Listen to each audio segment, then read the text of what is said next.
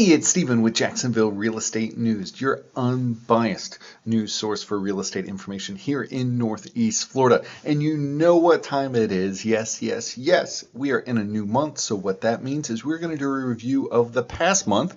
And I'm going to give you some insight on what I actually think is happening in the market and some things that are going to change the market. So it's good to see you all again. I hope you're having a great summer as it's coming to an end. Let's get right into it of what happened within the last month. So as you guys have watched the channel before, we know that we're just really going to dive into the numbers. This is not what the media says. This is not what your cousin Joe says. This is what is actually happening here in Northeast Florida when we break down the numbers. So number of listings, as we've seen, as you guys have been watching, we've got July at 7,200, and it stayed about the same for August. You might ask, hey, why are these numbers based on July 23rd? They picked about the same day throughout every single month just to give it a good basis. So they do the middle of the month for when that is. Those numbers don't get published until the month is over, but that's why you see that. So we have inventory kind of staying pretty steady. Now, one thing that we're going to see, this is active listings that are out there. If we come down here, we're going to see, let's go here.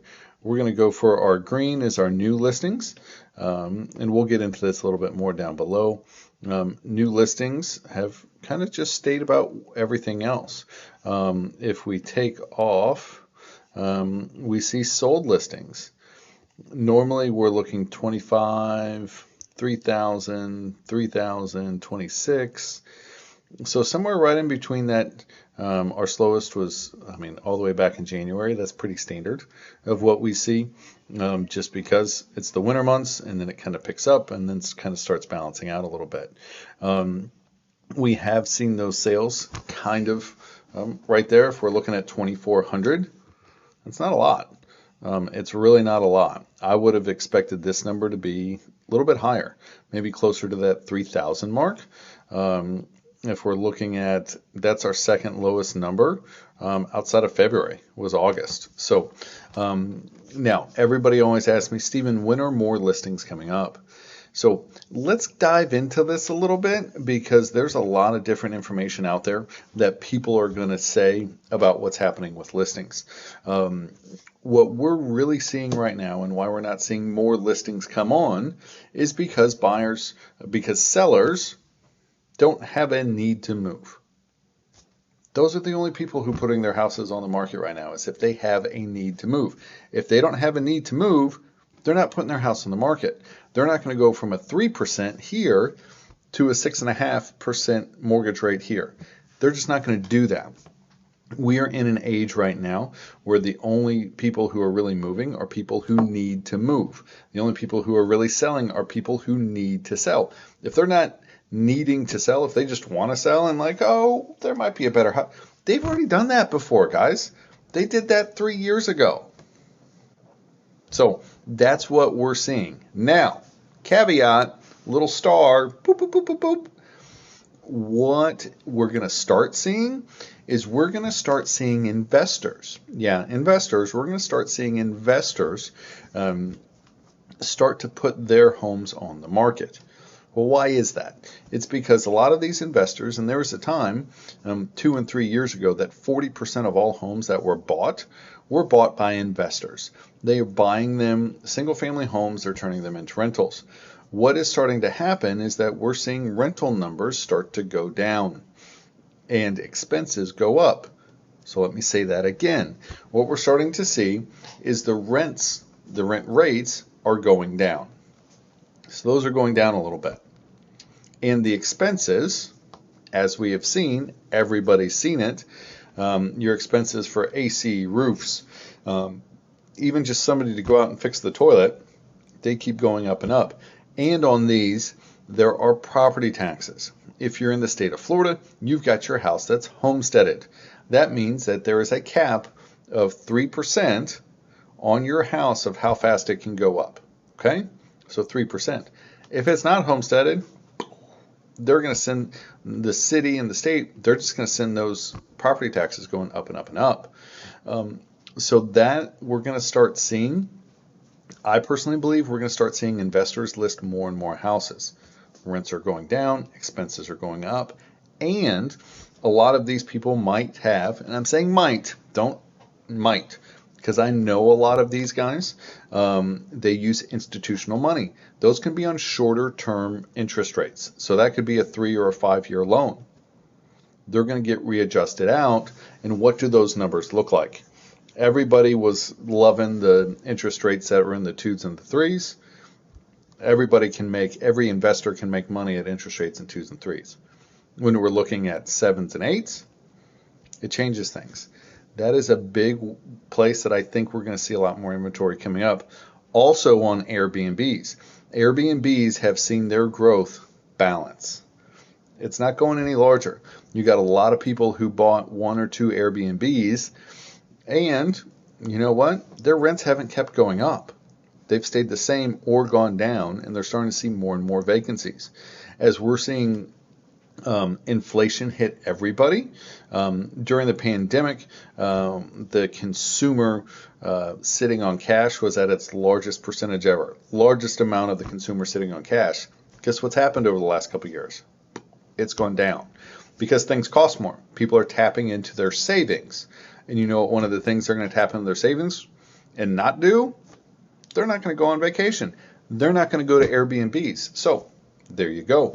That's something just to take into account, is where I think we're going to see some of these numbers right here for listings. I think those are going to start changing in the next coming months. Let's go over here. You guys, I know I love to play with these numbers. You know I love to look at the numbers, so let's get into the numbers. We've got here your average list price. Once again, that's staying. Wait, yep, it seems to keep going up. Average list price. How many? Active median price. Yep, going up. So let's get, it's not only on active, it's sold median price, and let's go sold average price. So those two have come down just a little bit. Your sold average price has come down a little bit. Your sold median price has come down by $5,000. So have they come down a little bit? Yeah, they have. Is it the world's falling apart? No, it's not. Let's go over here to absorption rate, months of inventory. So this is bumping back up. We've seen this all the way down at 2.6. We've gotten all the way to a 2.8. Still under 3 months of inventory. So once again, meaning there's not a lot. There's not a lot of inventory. Coming over here to our sold to list ratio. You guys know I love the sold to list ratio. This is what we're looking at. We've got a little bit of a variance here. Just a little bit. I mean, these graphs, if we were to stretch this out quite a bit, it would look much smaller. But that's what we got on our sold to list ratio. Days on market. This is an interesting one. So 54, 55. I get this question all the time. Hey, this home's been on the market for 20 days. What's wrong with it? Nothing. Literally nothing's wrong with it. It's fine. It's been on the market 20 days. That's the market we're in. Before the pandemic, the market we were always in was, we'd have 3 to 3.5 months supply of inventory, and days on market were anywhere between 45 and 60.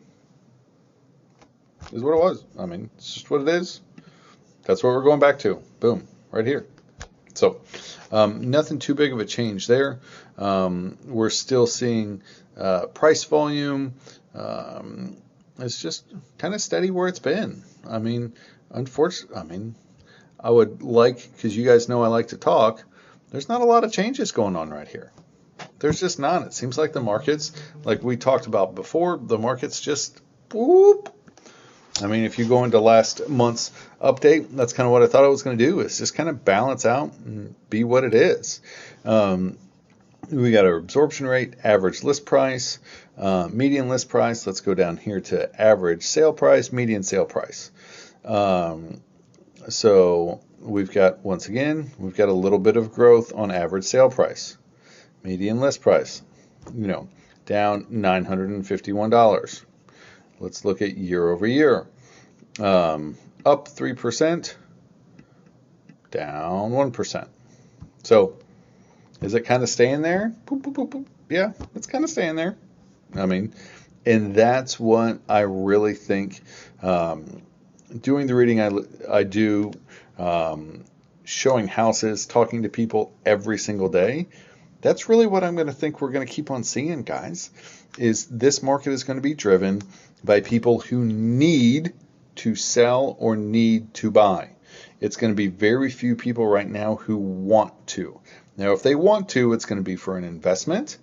It's going to be for potentially a second home, or it's going to be because, you know what, they've always wanted to move to Florida. That's the wants. We're going to see very, very few wants. It's going to be needs. Is, hey, we're relocating. I took a call from somebody today. Stephen, we're relocating Jacksonville. We need to find a house. Great. Stephen, we're moving out of Jacksonville. We need to sell our house. Those are needs. Those are needs that's what's going to drive this market. Or working with another customer who his rents are so high, it's cheaper for him to buy a house. Same area that he was in before, there you go. That's a need. Once again, if you watch some of my other videos, buying or selling all comes down to, hey, does it fit your lifestyle? Does it fit your budget? Look at that. So that's what I think we're going to continue to see here. Let's go down here. Once again, check our these are sold listings. Once again, the big heavy hitter here in Northeast Florida is our $300,000 to $400,000 price range. That's the biggest one. These are sold listings. This has changed a little bit coming up over the last couple of months. Of course, it's if you look at 22 versus 23, 3 versus 22, it's down 5%. Okay, it's down about 10% overall. So 22 versus 23 down 12% month over month, 14%. That number was a little bit higher last month. So once again, things are coming around. Active listings, there we go, our 300 to 400. Once again, 400 to 500 and 500 to 750. Those are the biggest chunks of what we're seeing. Now, as you will see, and you can look at this, and we can dive into this more. If there's a price point or if there's a neighborhood you want me to dive into more, let's talk about it. But we're seeing right here areas where we're still seeing very strong growth is this chunk right here. Look at this, 500 to $1 million plus. Every single one of those is up year over year, month over month, year over year. They're up. So that is still a very strong segment of the market. With that being said, we're seeing that nationally of high income earners aren't being hit as hard by inflation as some of these other sections. If you come down here, I'm not really taking in 0 to 20. I'm just not. But once we get kind of into some other house prices, I mean, 29% down, 22%, 14, 21, 4, 22, 23, 18. So these are all, or they're balanced, these are all affordable houses, affordable incomes. These are the people who are getting hit the hardest by inflation. Of course, they're not going to be buying as many houses. People who have higher incomes and can absorb some of that, that's what you're seeing. And we're probably also going to see this kind of through here. You're not going to get as many active listings. You see this, I mean, active listings are down month over month, year over year. So let's go here. Let's check our last number. Yep. So once again, there's some things that are going on in the market, but honestly, everything I'm looking at, I'm not really surprised. It's kind of what I thought was going to happen, is we're just going to kind of stay steady as it goes. I do think that more investors are going to start liquidating some of their assets and bringing those things back on the market, which that's going to help inventory.